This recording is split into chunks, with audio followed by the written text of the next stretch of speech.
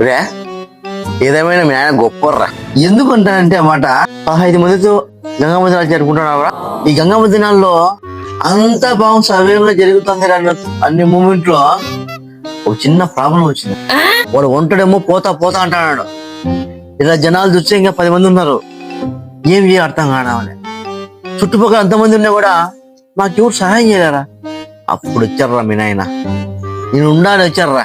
మీ నాయన అడుగు పెట్టిన వెంటనే అందరిలో మొహంలో కళ వచ్చింది చూడరా.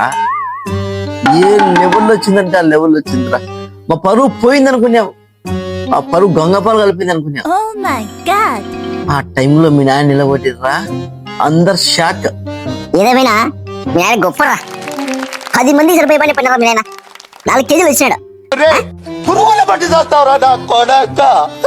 మంచి చేస్తే నా కొడక నువ్వు నాశనం అయిపోతావు.